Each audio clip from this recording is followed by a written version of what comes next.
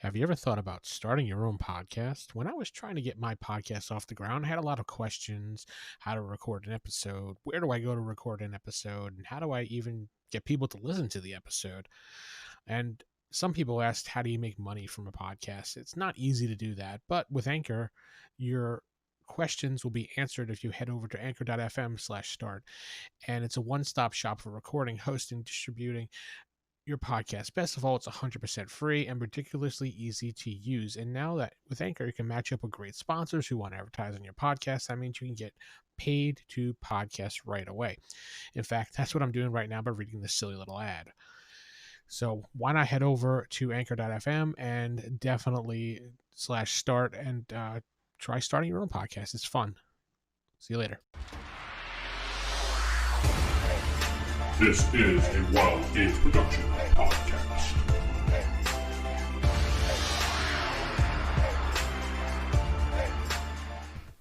Hey folks, Evil DM here. Evil DM Podcast. I'm Vince, your host. Talking a little bit about today. Some people had asked, what other type of things am I into as far as gaming? And since COVID, or the lockdown, or whatever you want to call it, gaming has been a little bit scarce and has to be online mostly for the most part because we can't really be around each other due to the pandemic and catching it. But I mean, most people have been playing in person if they trust and don't feel like wearing a mask or anything like that. But some people have to stay restricted and indoors. And this obviously is not a political thing or anything like that. I'm just summarizing the issue at hand here. But I have been playing on Discord with my group, and you know we're getting along okay. But sometimes I just want to sit down and play a game that no one else really wants to play, and that's where solo gaming comes into play. Now, there are many videos on YouTube of people who are big into solo RPGs, or solo play RPGs as they call them, and I've looked into them, and they're having a blast, so I decided to grab some books, and this was years ago that I got these books, but I've never really fully explored them, probably not until the pandemic started happening. So, first things first, I talked about this a while back, and I think it was in, I don't remember where it was. Maybe it was in a Roll for Initiative podcast episode I talked about it, or maybe a solo podcast here. I'm not sure, but it was For Against Darkness. It's a great solo play game. It's a small little booklet-sized game that basically has some minor rules in it for you to make 4 characters, control them on one page, and randomly roll dice to make your own little dungeon as you're moving along. And some of them have adventures with choices in it, kind of like choose your own adventure type thing. But the biggest part that's a seller for that is you don't need a GM. And you could sit there with a scratch piece of paper and graph paper and go to town. And basically you roll and you copy what you see there, and you can get these really random dungeons. And bonus part about these random dungeons that you do create is that you could save them and use them for future adventures with your group, because you're filling out an entire dungeon here. Maybe it may not apply to the exact game you have, but it does have features that are similar to Dungeons & Dragons and maybe some other type of games. You can make any game work with whatever game you're playing.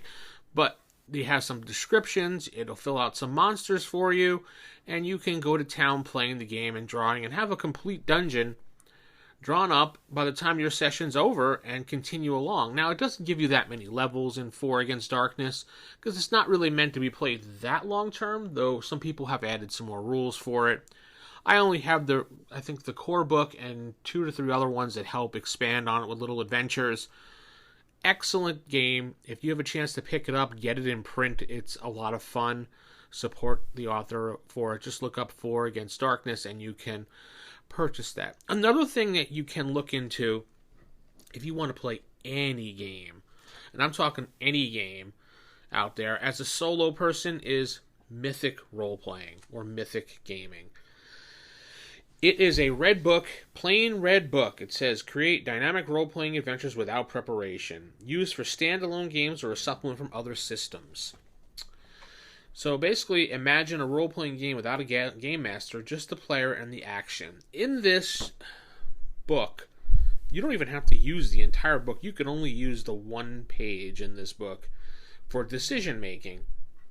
And that's the fate chart, pretty much, that's on page 26 of it. It has decisions on here for you to randomly roll, so you can play any game you want. You can make all the characters you want. You can take an adventure and run through it and randomly roll what you want to do, what decision you would make. And a lot of people do this with a lot of games. If you look up Mythic Role Playing on solo RPGing on YouTube, you will see tons of videos on it. And I have been trying it recently, and I have to say it does kill some time, but it's not as fun as 4 Against Darkness, and it's not as fun as playing a game with your group. Obviously, playing a game with other people is the ultimate. Playing solo, like 4 Against Darkness, or a Choose Your Own Adventure book, or fantasy fighting books, for example, would be your next step. And then I think this, Mythic, adding these rules to say whatever game you want, would probably be my, last choice. But it does kill some time, and it is interesting to at least look into it and try it. It does help you, as a gamer, really get into the mind of how a player versus a GM would work, and how a GM versus player would work, vice versa, whatever. And it makes you make decisions, and it can also help you build an adventure while you're doing it, because you can, say you want to try out a new module in a new game that you found. Basically, you can take this and use this chart here in the book. It gives you a percentage rolling. Would you be likely to do it? Not likely to do it based on the situation. I'm not going to read the entire book here. I'm just using it as an example. I'm trying to get you to actually go look at it. It's not that expensive to get the book, so feel free to get out there and buy it yourself, or go buy the PDF, or whatever you want to do. It's something that you and any GM or any player should at least look into once or twice in their gaming career, is solo play.